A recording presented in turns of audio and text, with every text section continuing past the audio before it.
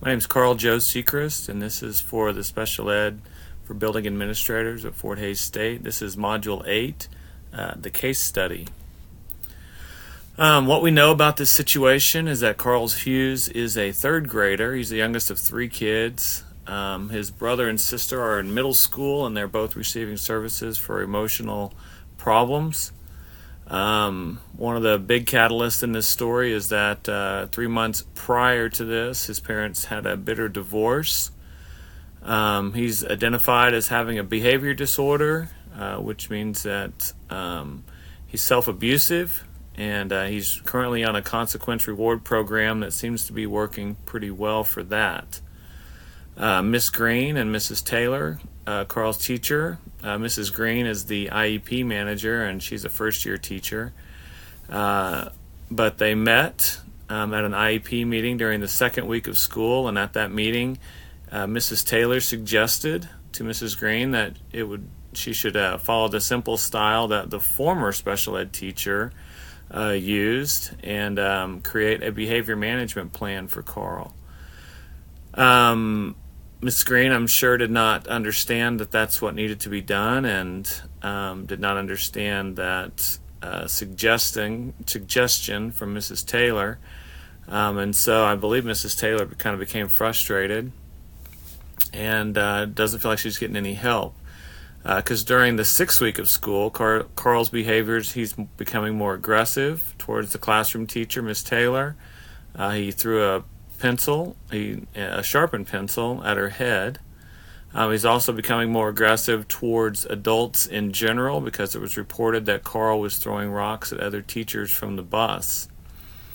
6 weeks of school, his behavior is escalating. So they set up another IEP meeting with Carl's parents and the teacher.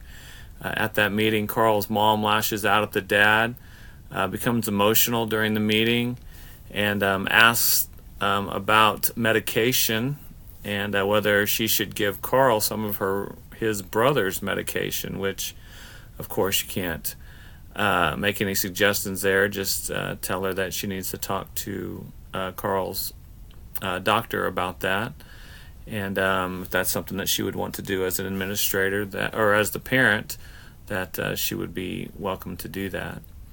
At the meeting, it was decided to remove Carl from the regular ed classroom when his behavior was hostile. After he calmed down, he could return to the classroom. Mrs. Green has done some observations in the class, but there didn't see any clear pattern for the outburst. The district that they belong to is Schuyler, and it's a small district with really limited resources. The town that they live in only has 250 people in it, so it's a really, really small community, and it's a rural community. What do you need to know? Some things that I would like to know that weren't mentioned was, I guess, kind of what they needed to figure out was what precipitates the outburst at school. They were trying to figure that out. It didn't seem like there was any pattern. But it would be nice to know kind of what happened before that, if Carl got frustrated, and then that's when the outburst occurred. I'd like to also know why Mrs. Taylor, his classroom teacher, didn't follow up with her request for a behavior plan before getting 6 weeks into the school year. So she asked for some help the second week at an IEP meeting, and then 4 weeks later, a month later, she kind of goes into the teacher's room and is really frustrated. So I think that she feels like she's not being helped by the teacher or by administration. One other thing I'd like to know is how many other kids are in the classroom. Mrs. Taylor states that she can't give Carl all the attention he needs to reach his intellectual potential, but the community only has 250 people in it, so I can't imagine the classes are too big. And if she needs some help, she might need some help, but there doesn't seem like there would be 20 to 25 kids in a class if the community only has 250 people. I realize that they have limited resources, but I'd like to know if a counselor could be scheduled to meet with Carl once or twice a week to give him an outlet to talk about his feelings and his new family situation. Also wanted to know if mom and dad see the outbursts at home, and kind of what his home life really is like.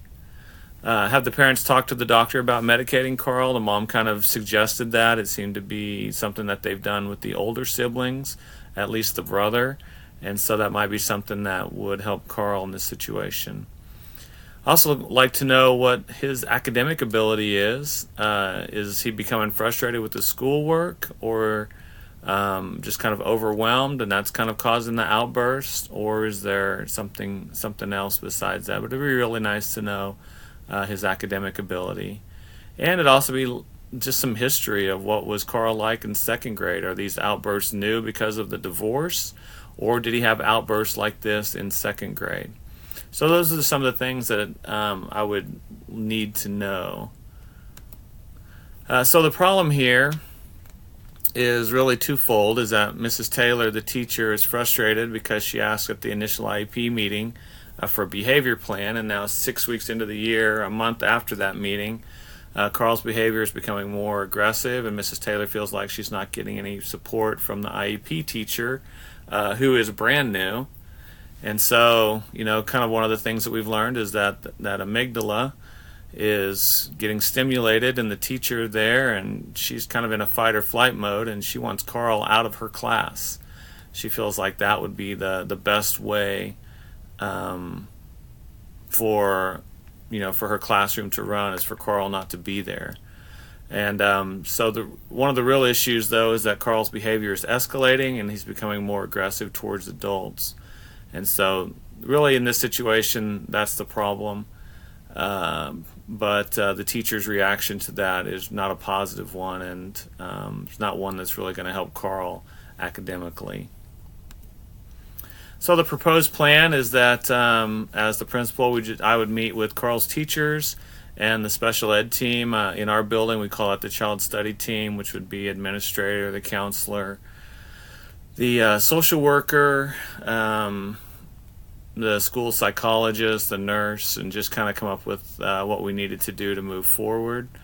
We would try to observe Carl in the classroom and collect data that determines kind of what triggers his episodes, his situations, and just implement a behavior plan, try to come up with a plan that would best fit his situation.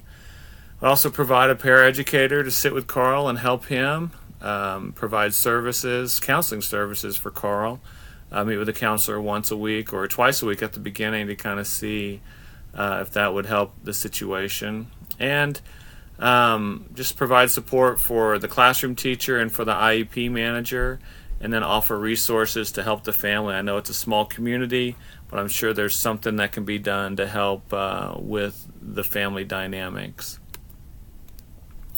In resolving the issue, just one of the things is that Carl needs to be in the least restrictive environment. That'd be the best place for him academically. As time would pass there, kind of weekly, just to reevaluate the IEP and the behavior plan to see if it's working. Carl needs to be taught some self-regulation skills by a counselor, or if that's not available, by the IEP manager. And Carl needs to have a safe place to go to use those self-regulation skills if he feels like he's getting frustrated in the regular ed classroom. And then I would continue to provide support for the teachers in this situation. So just in debriefing the problem, what was I thinking? I was thinking, what would I do to help Carl positively address his frustration, process those frustrations? I'm sure that he, it feels like kind of his world is upside down, and so this would be a great way for him to kind of talk about it, would be with a counselor or with the IEP manager, if they had that kind of relationship. I would also kind of seek out what I needed to do to help the first year teacher and the IEP manager feel supported.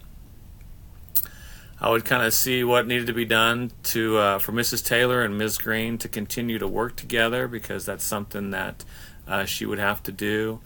And then offer some kind of community resources. Like I said in the other one, I would think that there would be some kind of community resources available to help the Hughes family, especially Mrs. Hughes, who's feeling overwhelmed and kind of bearing the brunt of the kid issues. What was I feeling? I'm just kind of sad that Carl's family split up. He doesn't get to see his father very often. That's just a really sad situation, especially for boys and the youngest. Sad that Carl doesn't have an outlet for his feelings except to throw things at adults. Frustrated the behavior plan wasn't in place earlier. Kind of going back to second grade, if they knew he was having some of these issues in second grade, then it would have been helpful to have a behavior plan in place at the beginning of third grade. Hopeful that the plan that was implemented would help Carl to regulate his feelings and help him succeed academically. And so I am hopeful that this would be something that would help him and that would help keep him in the least restricted environment. Kind of some of the things I was valuing, just valuing the parent relationships, making sure that the mom's kind of like whatever you want to do with him, but keeping that relationship positive with the mom, having a positive communication and collaboration, and I also just value a safe, productive learning environment, not just for Carl, not for only for Mrs. Taylor, but for all people involved. And so we want it to be a safe place for kids to learn.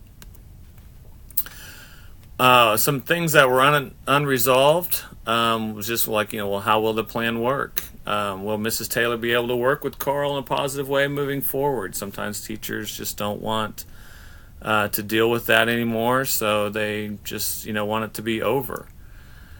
And then lastly, what resources are available to help the Hughes family. I just feel like it's really important for them to have somewhere to go to get help, to help the mom, especially since she's working 50 hours a week and trying to be a single parent. And so getting something in place to help that family.